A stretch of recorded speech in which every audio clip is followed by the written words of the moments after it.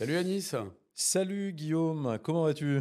ça va? Toujours? Bon, eh ben écoute, aujourd'hui, toujours dans l'IA générative, toujours avec ChatGPT. Au dernier épisode, on avait parlé de la manière de faire un prompt. Voilà, donc j'espère que tous ceux qui nous écoutent se sont entraînés et sont allés jusqu'au stade ultime, notamment celui de l'arbre de pensée. Mais pour alors optimiser ces prompts, il y a comment dire des supports, des paramétrages qu'on peut appliquer sur son outil ChatGPT. Et par ailleurs, plutôt que d'aller soi-même faire des demandes très spécifiques sur des sujets très spécifiques, ben, il existe des sortes de petits robots, des petits assistants qu'on va appeler les GPTs. GPTs. Ouais. Donc aujourd'hui, l'objectif, c'est de parler à la fois de ce qu'on appelle les instructions, Mm. qui vont permettre de donner un cadre qui permet à ChatGPT de savoir qui vous êtes et puis peut-être quand il fait ses prompts, de rapidement aller au cœur du sujet et puis de générer un résultat positif. Et puis on va parler de ces fameux petits GPTs qui vont venir de manière très spécialisée répondre à une demande en particulier. Exactement. En fait, il y a un élément qui est important, c'est que pour le moment, si là, dans tout ce qu'on a vu dans nos autres podcasts, voilà, une personne A fait un prompt à l'IA, une personne B fait un prompt à l'IA, l'IA ne sait rien de nous. Voilà, on est un petit peu lambda comme tout le monde. OpenAI, ChatGPT a permis, les autres IA s'y mettent maintenant, a permis de créer deux choses. Une qu'on va voir donc en premier qu'on appelle les instructions personnalisées. En gros, les instructions personnalisées, ça va être comme un persona. C'est marrant, c'est un peu comme une idée, comme un persona. On va lui dire qui on est, ce qu'on veut.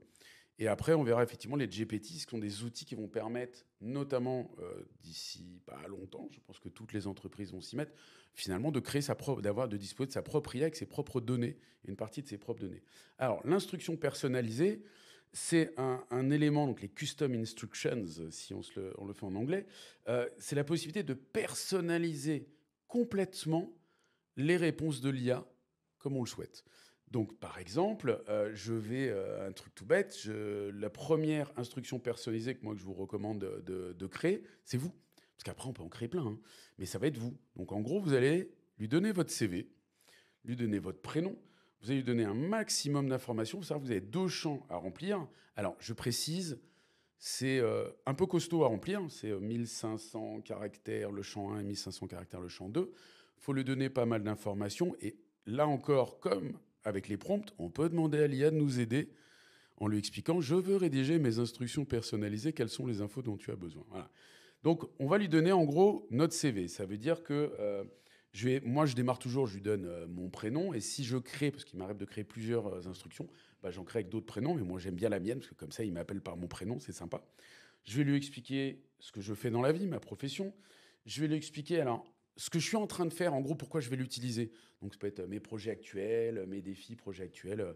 Je suis en train de créer une formation en intelligence artificielle pour les entreprises. Voilà, ça veut dire que je commence à lui expliquer qui je suis, ce que je suis en train de faire. Je peux lui donner plein d'informations, mes centres d'intérêt, mes connaissances, mes compétences. Euh, Par exemple, moi, quand je lui ai expliqué que j'étais expert en marketing digital, me répond plus du tout de la même façon. Puisque je suis expert en marketing digital, il va monter un petit peu le niveau.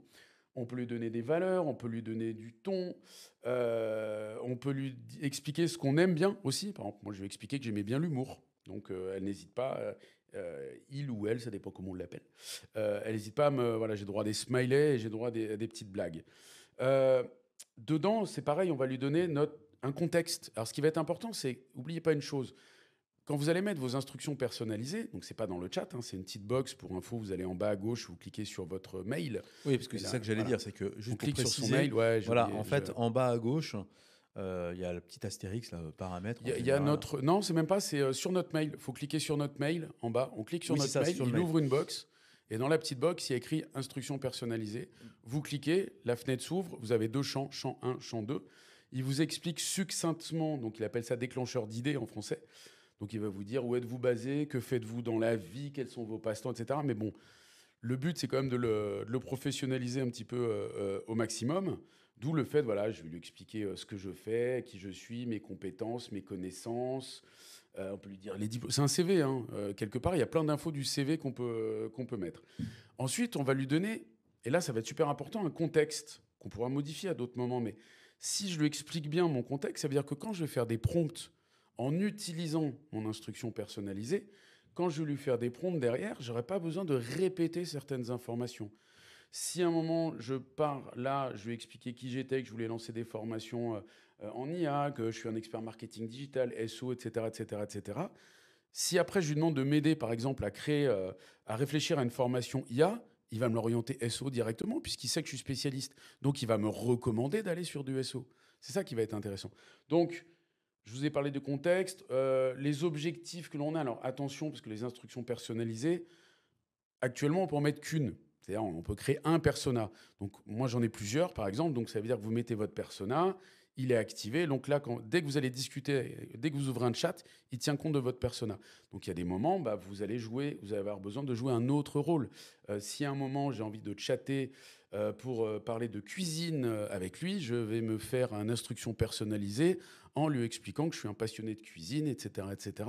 Du coup, on va parler, voilà, on est dans le même thème, on va parler comme des potes. Et en fait, ce qui est important dans ce que tu dis, c'est que, voilà, donc, on- pour que ces prompts soient plus précis Mm, et que le résultat soit plus précis, eh bien, en fait, il va falloir qu'il apprenne à savoir qui vous êtes, mm, ce que vous recherchez, exactement. de donner du contexte sur votre personne, sur vos centres d'intérêt, enfin tout ce que Mm, tu viens d'évoquer. Et plus on est précis, alors il faut le faire rentrer dans 1500 ouais, caractères.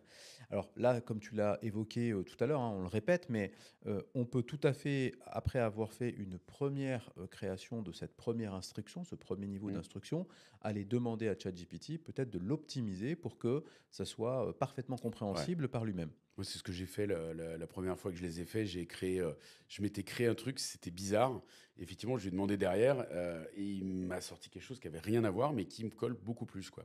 Et qui permettait d'améliorer le Ah, bah, résultat. les résultats n'ont plus rien à voir. Les résultats n'ont plus rien à voir. Je donne une toute petite anecdote. Avec ma femme, il y a pas très longtemps, ma femme se met à ChatGPT pour rédiger un article dans son univers du bien-être. Elle y connaît rien. Donc, elle a fait un prompt de base. Enfin, même pas prompt de base, elle a mis une ligne. Ça a donné un résultat vraiment pas hyper qualitatif. Et du coup, je lui ai créé, j'ai demandé à l'IA de me créer ses instructions personnalisées. J'ai fait un truc très simple. Sur son site internet, dans son à-propos, elle a super bien rédigé son à-propos. Sa description, elle est super, elle lui correspond beaucoup. J'ai pris l'à-propos et j'ai dit à ChatGPT, rédige-moi le champ 1 des instructions personnalisées pour Claire, dont je viens de te donner le descriptif présent sur son site internet. Ça m'a rédigé une instruction personnalisée parfaite. Je lui ai envoyé maintenant, effectivement, à chaque fois qu'elle fait ses prompts, elle a son instruction personnalisée qui est intégrée. Donc en gros, l'IA sait à qui elle parle. C'est ça qu'il faut comprendre aussi. L'IA, quand elle nous parle, elle ne sait pas à qui elle parle. Bon, après, elle ne réfléchit pas non plus à ça. Mais elle ne s'adapte pas. Alors que si on lui met une instruction personnalisée, donc on va avoir deux champs. On a eu le premier champ, c'est nous. Elle sait à qui elle s'exprime et donc le niveau d'expression qu'elle doit avoir. Alors justement, on a parlé du premier champ, Ouais. donc c'est un peu C'est comme nous. c'est nous. C'est nous. Et toujours pareil, hein, on parle à une machine, donc plus on lui donne d'informations de manière claire et précise, plus elle va comprendre à qui s'adresser. Et après, il y a un deuxième champ, c'est en fait de préciser à ChatGPT comment est-ce que on souhaite que ChatGPT nous réponde. Exactement. Donc, on va créer, c'est pour ça que souvent on crée plusieurs personas, enfin plusieurs instructions personnalisées, parce qu'on n'a pas toujours besoin des mêmes réponses. Mais si je reste sur le premier, mon deuxième champ, comment je veux que ChatGPT me réponde, je vais lui donner par exemple les formats de réponses que je souhaite. Est-ce que je veux du rédactionnel long? Est-ce que je veux des listes à puces? Voilà, est-ce que je suis un féru d'exemples? Donc on va lui demander on va lui donner pardon, un maximum d'informations. On va lui donner la tonalité, notre style. Si je veux rédiger des articles pour mon blog, bah, je vais lui expliquer le ton, mon style, parce que je veux qu'elle rédige dans le style que je souhaite et qui me correspond. Donc les styles, pareil, là on peut aller très très loin, professionnel, engageant, mais humoristique, sarcastique. On peut lui demander d'écrire dans un style Jules Verne. C'est impressionnant tous les tons que vous pouvez lui donner. Après, on va lui demander le niveau de détail. Est-ce qu'on veut des concepts complexes? Est-ce qu'on veut que ça affine? Est-ce qu'on veut, voilà, quel niveau de détail on veut dans nos explications? Euh, on peut lui proposer, par exemple, si je suis dans la, je sais pas, création d'entreprise, stratégie marketing, etc., lui dire de ne pas hésiter à me donner des idées de contenu les plus innovantes possibles. Donc voilà, faut vraiment, vraiment, vraiment essayer de lui donner le plus d'informations sur le format de réponse que vous souhaitez. Et c'est aussi là que vous allez lui dire, par exemple, dans quelle langue vous voulez qu'il vous réponde. Merci de me répondre en français. C'est aussi là que vous pouvez lui dire, n'hésite pas à me poser des questions si tu as besoin d'informations complémentaires. Et à partir du moment où vous avez fait ça, vous allez voir que votre vie elle va changer avec l'IA. Ça veut dire que quand vous allez travailler avec ChatGPT, même un prompt nul, même un prompt de base de 2 lignes, il donnera plus du tout le même résultat qu'avant que vous ayez mis vos instructions personnalisées.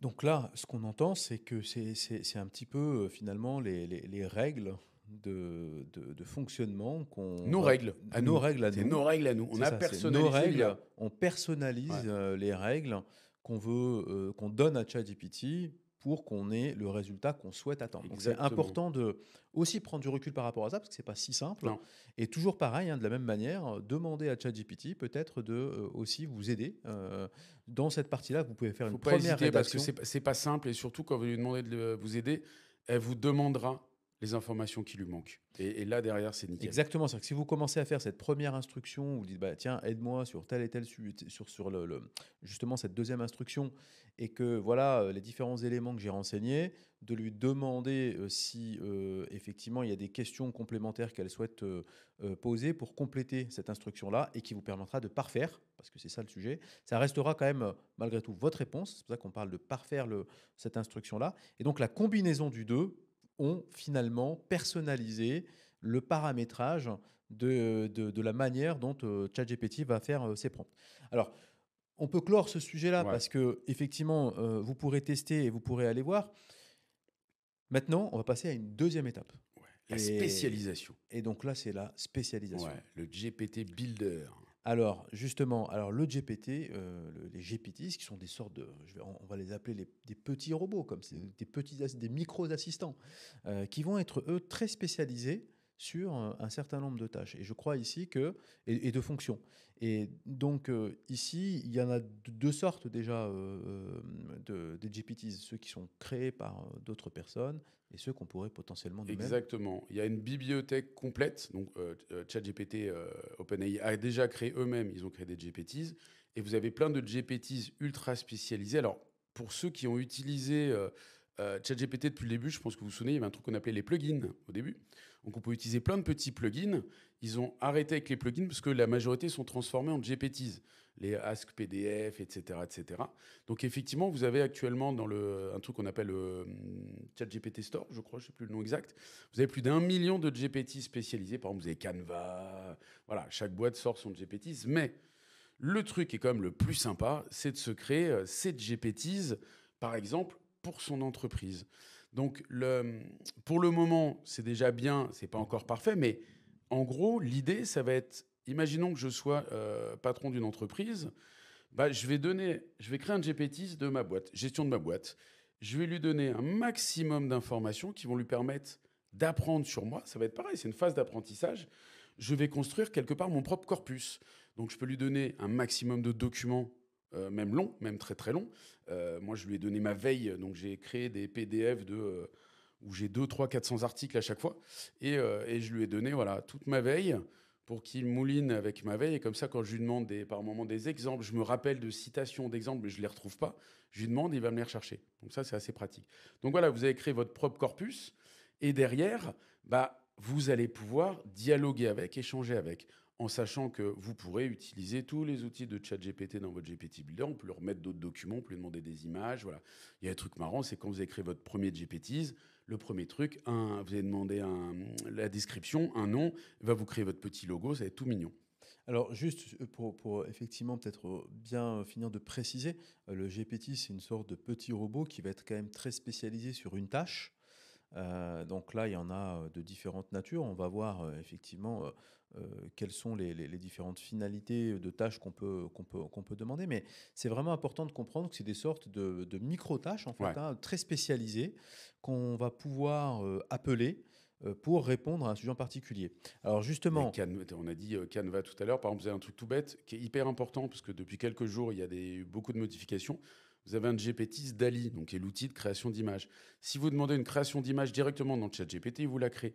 Mais avec le GPT DALL-E, vous allez pouvoir lui demander de modifier les formats, carré, vertical, horizontal. Vous allez pouvoir lui demander certains tons. Voilà, ils ont créé des trucs un peu plus spécifiques. Alors, juste avant de rentrer dans le détail, justement, alors, question importante, c'est pourquoi créer ces GPT? Justement, donne-nous des exemples, en fait, hein, de cas Bah, d'usage dans l'entreprise dans lesquels Il on y peut a, créer des GPTs. dans les spécialisations, je vous donne des exemples. Vous avez des développeurs, par exemple, quand qui vont créer des GPTs pour les accompagner, les aider sur un langage spécifique. Donc, ils vont essayer de trouver une documentation complète, mettre toute la documentation complète dans le GPTs pour que derrière, l'IA puisse l'aider. Dans notre univers, dans le SEO, par exemple, vous avez Google publie chaque année un magnifique truc de 180 pages qui sont les instructions pour non pas pour les professionnels du SEO, mais pour des collaborateurs de Google, pour savoir comment gérer, c'est ceux qui vont aussi mettre les pénalités, etc. Voilà, comment est-ce qu'il faut gérer les contenus de site et interpréter les contenus de site, ça fait 180 pages. Bah, vous créez un GPT SEO, vous lui mettez ça, bah, du coup, vous, quand vous allez travailler du contenu rédactionnel SEO, ça va tenir compte de ça. On pourrait prendre des bouquins hyper spécialisés, et de là, on va derrière avoir finalement un collaborateur qui devient hyper spécialisé sur ce qu'on aime. Après, moi, ce que je trouve plus intéressant, c'est nous. Ça veut dire de mettre les informations, je sais pas, je vais mettre toutes les infos sur ma boîte, ma stratégie marketing, mes personas, mon positionnement, etc., etc. Et donc, avec ça, à chaque fois que je lui posais des questions pour mon entreprise, bah, il a déjà toutes les infos. Le fantasme ultime, ce serait, on va donner les CV de nos collaborateurs, on va donner nos bilans, nos comptes de résultats, etc. Et il gère la boîte. Là, je pense qu'effectivement, tu touches un autre domaine qui est celui de la protection des données. Et Alors, donc là, attention, effectivement, les données que l'on met, elles sont utilisées par ChatGPT pour l'entraînement. Sauf si vous prenez l'abonnement Teams. Donc, abonnement Teams, par contre, c'est l'équivalent de 2 ou 3 abonnements. Par contre, voilà, quand vous prenez abonnement Teams, il est précisé que vos données restent les vôtres et qu'elles ne sont pas utilisées pour l'apprentissage. donc, GPT, petit assistant spécialisé sur un certain nombre de tâches. Et comme on le disait en introduction, il existe deux formes de GPTs, ceux qui sont déjà créés par d'autres. Donc, tout à chacun peut créer en fait un GPT, il peut le rendre public ou l'utiliser pour soi-même. C'est Et à important. terme, le vendre, Alors, puisque l'idée, c'est de les vendre. Hein. Alors justement, parce que si on devait faire un peu le parallèle, c'est un peu le parallèle de l'App Store, quoi.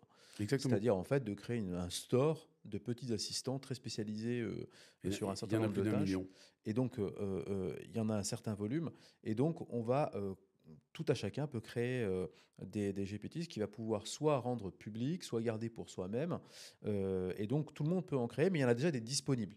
Alors, avant de voir un petit peu cette bibliothèque et voir comment on peut se retrouver dans cet océan de GPTs, comment est-ce qu'on crée un GPT? Parce que... Quand vous avez en haut à gauche, vous cliquez sur GPTs. Alors, petite info, si à un moment vous voulez demander, parce qu'on peut aussi demander à l'IA de nous créer, sauf que l'IA ne comprend pas l'expression de GPTs. GPT apostrophe S. Donc, si vous voulez utiliser l'IA aussi pour vous aider, il faut lui dire GPT Builder. Donc, vous vous rendez dans le GPT Builder, en haut à gauche, vous cliquez. Et là, ça va être très simple parce que vous allez être guidé de toute façon. Vous allez devoir, au départ, donner un nom, une petite description d'une ligne de à quoi ça sert. Là, il va vous proposer un petit logo. Et ensuite, vous allez lui faire une petite description de ce à quoi vous voulez que ça serve. Et de là, l'IA va vous poser des questions. Et vous allez pouvoir compléter. Vous allez pouvoir fournir des informations. Vous allez pouvoir activer des options. Donc, dans le type d'options, est-ce que je veux que DALL-E soit activé? Est-ce que le web browsing, c'est-à-dire le fait que je veux que mon GPT puisse aller chercher sur Internet, soit activé? Donc, en général, tout le monde active tout. Voilà, vous allez activer l'ensemble des outils, ce qu'on appelle des modes, donc le multimodal de ChatGPT. Et ensuite, vous allez, par exemple, lui fournir de la documentation, de l'information, lui expliquer comment elle doit gérer cette documentation et cette information. Elle vous pose des questions. Et une fois que vous avez fait tout ça, vous pouvez l'utiliser. C'est le bloc de droite. Vous avez la partie de gauche, c'est les paramétrages. Et la partie de droite, c'est le chat.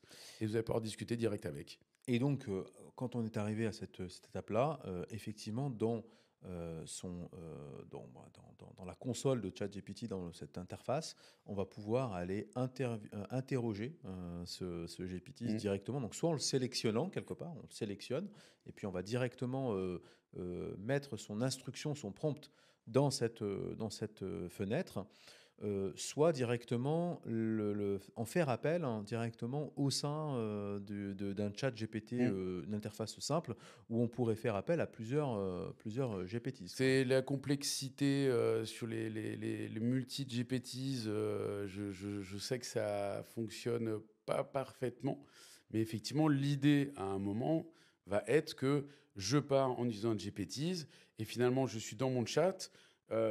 L'itération suivante, je vais faire appel à un autre GPTs. Je ne sais pas si vous vous souvenez que les plugins, c'était pas simple, on pouvait mettre 3 plugins seulement. Et là, je sais que OpenAI veut nous permettre de développer, d'utiliser un maximum de GPT. Ce qui est logique, parce qu'en fait, si tu as plusieurs tâches, je prends un exemple très concret, tu veux analyser des informations sur un site web, tu veux ensuite en générer peut-être un article et aller le classer directement éventuellement et avoir une analyse sur un tableau Excel. En fait, finalement, tu vas faire plusieurs tâches. On l'évoquait tout à l'heure sur le chain prompting. Exactement.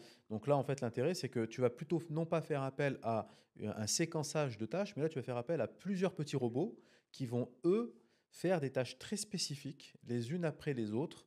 Et effectivement, ça, c'est un vrai sujet qui, pour le coup, pour moi, a une vraie utilité, parce que tu vas, sur une même instruction, faire appel à plusieurs spécialistes de certaines informations pour arriver à avoir ton résultat final. Donc, tu vas pouvoir cumuler à la fois du chain prompting, donc le fait de découper ton instruction, et en même temps faire appel à des petits robots au fil du temps. Alors justement, il existe, tu l'as dit, des millions C'est l'horreur. voilà. Comment on fait pour s'y retrouver en quelques mots? Eh ben, on s'y retrouve pas. C'est ça le problème pour le moment. C'est que on peut avoir, effectivement, ça peut être regroupé, il y a différents thèmes, mais il n'y a pas réellement d'évaluation. On ne sait pas ce qu'il y a dans les GPTs que les boîtes ont créés. On ne sait pas ce qu'il y a dedans. Pour savoir à quoi ils servent, on n'a qu'une ou... Voilà, il y a la petite description. Derrière, l'autre problématique, c'est qu'au final, il va falloir tester le GPTs et lui demander à quoi il sert. C'est-à-dire que je l'active et je lui demande qu'est-ce que tu fais, qu'est-ce que tu me proposes, comment je vais pouvoir t'utiliser.